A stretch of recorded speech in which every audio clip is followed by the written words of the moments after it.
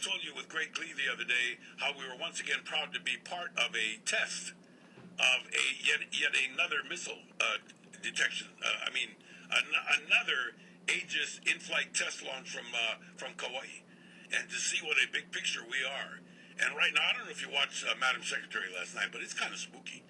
And it's good to know that this great missile defense is there, and it's also good to know that we can tap our buddy Riki Ellison from the Missile Defense Advocacy Alliance and talk about this. They're the only organization in existence whose main job is to educate you about missile defense, not offense, defense. That where a lot of the biggest confusion is. Hey, aloha, Riki. How you doing? Doing great. Welcome. We missed you yesterday. We thought you were going to be running the marathon with your, with your rocket outfit on. Soon enough. I was out there for 30 days in the Pacific, but didn't get a chance to go to Hawaii. On the last trip. I need you to talk about that, because I do know that even though we've had this another really great deal, you had a really interesting set of exercises you were doing with the Japanese, and I think this is important to let everybody know what sort of role we and they are playing with each other. Absolutely. I had a 28-day tour basically in Japan, in Korea, in Okinawa, and ending in Guam.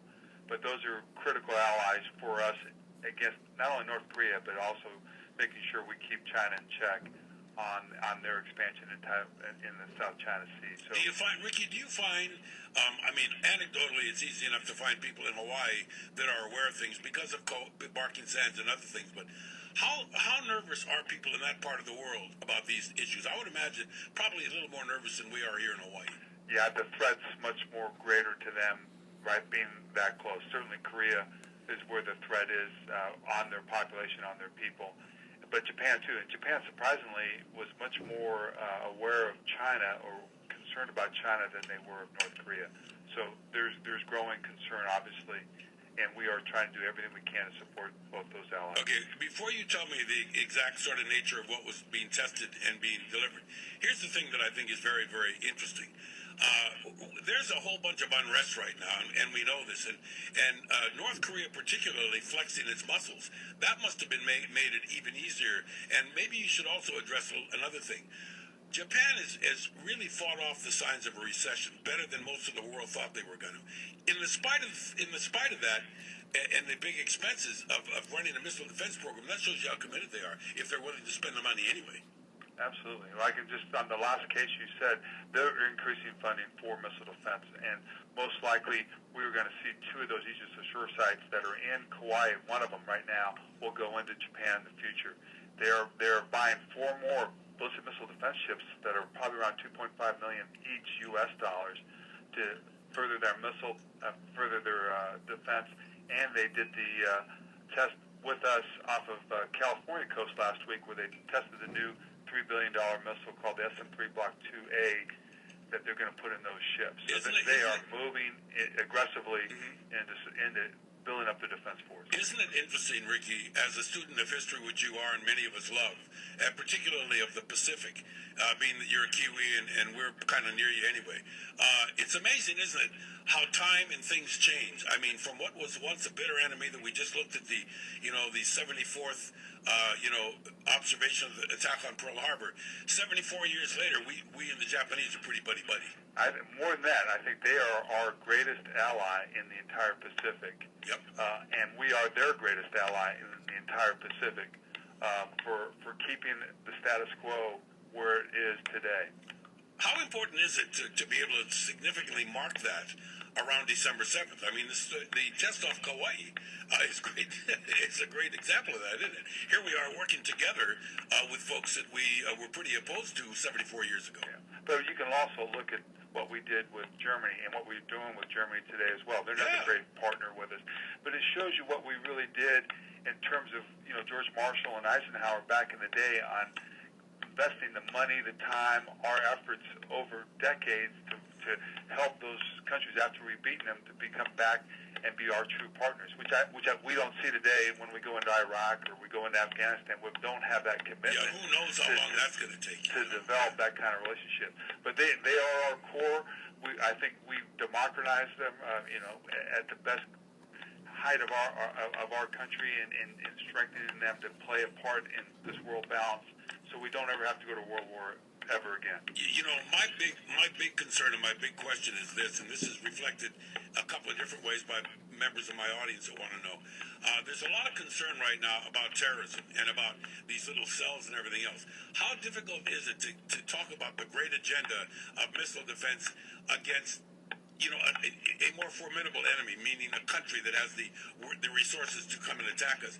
Is there a difference there with all of this, energy being put on the terrorism rather than some of these threatened countries? Well, let me just state that we are engaged with the terrorism activities of all the airstrikes that are going on. Most of the airstrikes going on from bases inside of the Middle East are being protected with missile defense capabilities out of Jordan, out of Kuwait, out of Qatar, out of Abu Dhabi.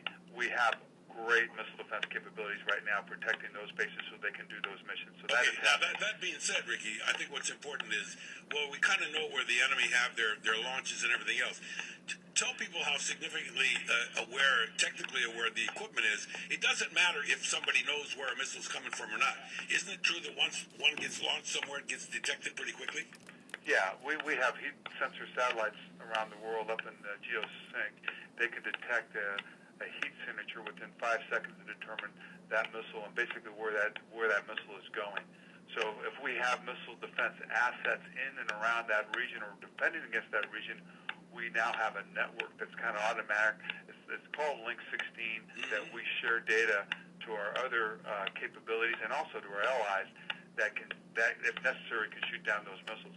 Now we've seen that already with UAE and Saudi Arabia been able to shoot down their own missiles from Yemen with their own equipment on doing that. Certainly, we don't have enough capability around the world to do to be able to do that. But in some of the critical places, we certainly do that. Okay, let's swing to another part of the world. You mentioned part of it a while ago. The latest release I have from your office, from Missile Defense Agency, is that breaking news about the Israeli and missile defense with this Arrow 3. How does that differ, the Arrow 3, from the Aegis that we just talked about? Well, the Arrow 3 basically works in the same space as the Aegis system. So this is vitally important because it's developed with Israel, with us, so they're going to have that capability. Today they don't have an upper tier in-space intercept capability, so we're using our ships. We have 2 ships really basically assigned out there to protect Israel from the coast to shoot against those missiles, long-range missiles that we can hit in space. Hopefully now this system now gives Israel its ability so we can release our ships and it can protect itself without us having to protect it at the high level. They've got other systems below that, Israel does, that's developed, and we've helped develop them, we've invested with them so they can self-defend themselves. What I think is interesting, it is no longer a nice to have, really. The missile defense, it seems to me, the more and more we posturize about how we're not putting boots on the ground and we're doing this and we're doing that, that certainly means we have to take a look at internal protection, and that seems the easiest sell. But yet I understand that every time these guys come up with something or new tests or everything else, there's financial concerns. Who's going to pay for all this? Yeah, but again, look at our budget. I mean, it's less than 2%. We're like 1.2% of our entire Department of Defense budget on missile defense. So it's out of proportion, it's way out of, and most of these countries are like that too. So we certainly, we are not doing enough, I think, in doing the defensive stuff. And you now measure that. If you couple it with the offensive stuff, your deterrence to stop the action and change the calculus of the opponent is going to greatly increase if you have capable missile defense capabilities. Yeah, that seems true. I mean, I don't know how these guys push these numbers around. It's a miracle. But I mean, it seems to me like we should be spending in the world a much higher percentage of budget on defense rather than offense. Maybe even 10%, maybe even more. Who knows? Yeah. Well, even at least 5% or at least 2%. I mean, not 1%. I mean, I go back to it. It should be called the Department of Offensive. I mean, that's what we're doing. We're an offensive machine over here. We're not a defensive machine, and we need to be defensive in the world today. One final thing too that people always ask me: who provides the not intelligence, but who provides the mechanization of this? I mean, I know that there's a lot of defense contracts that go out. You would think that some of these people that are letting these contracts or proposals are going to be a little bit more demonstrative about what their stuff can do. Are there enough people developing this sort of a material? Well, yeah, but what happened, the test that happened in Hawaii last week is tremendous. It is significant worldwide, and it's going to make our world a safer place, what was demonstrated. And demonstrating this stuff sends a phenomenal strategic message to North Korea, to Iran, to Syria, to China, to Russia. So it's important that we demonstrate that we can do this, that we put the stuff that we test in Hawaii into Europe, into Japan, and other places around the world. You shot the very first missile ever, an intercept out of the Aegis Ashore site in Kauai. It's historic on what you did there. I need to mark that. We need to highlight that for a minute, Ricky, because since you and I have been talking now probably about a decade about this, if not longer, we're first to say how great we are, but in actual fact, the significance of that place, Barking Sands on Kauai, and the way the county folks in Kauai have embraced the military activity there is really a positive thing, isn't it? I mean, it's not only is it important for the economy of the island, but for the defense of our country. And just look at what happened in November. This past month, Iran broke the treaty. They test-fired 1,000-mile ballistic missiles. They tested those against the rules of conduct and the agreement that we signed with them. Yeah, how's that work? Last week, we provided the same type of missile target. We had a C-17 right there from Honolulu that airdropped a target missile that simulated that capability from Iran over the Pacific and fired it.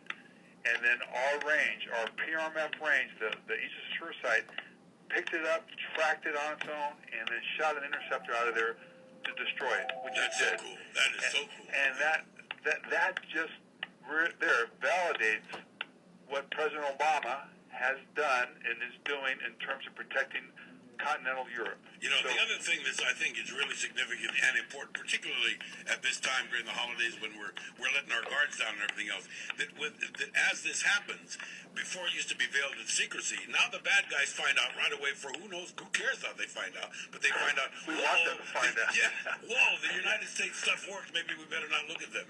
On top of that. So, it was a significant test because what it did, it's going to make Europe safer. That system goes into Romania next year in this early winter, early spring. It's going to be deployed, and it's going to protect all of southern Europe from Iran and from any ballistic missile that has intermediate or short-range capability into Europe. Okay, so you protected Europe. That demonstration protected Europe. Yeah, that's so encouraging. Okay, so bottom line, where's the Ellison family going to spend Christmas?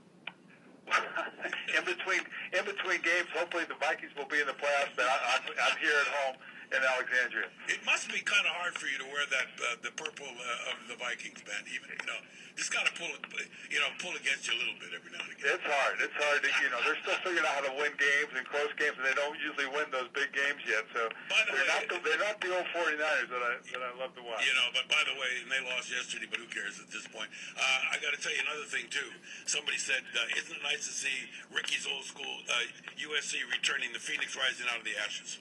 Absolutely. It's been a struggle to see that happen, but I think we're very close. So hopefully the athletic director will retire soon, and then we'll move forward on have a very Merry Christmas, Ricky. I look forward to seeing you lots more, and the best to everybody in your office. And if people want to know more and get caught up on things, what's the best way to see it? Well, on my website, we've got all the intercepts. Just all the ones last week, we got them on video, which is really sweet to see this stuff. And that's at www.missiledefenseadvocacy.org. Hey, Merry Christmas, Ricky. Merry Christmas. Yeah, there you go. Ricky Ellison, Missile Defense Advocacy. Just MDAA.org. Just go Google.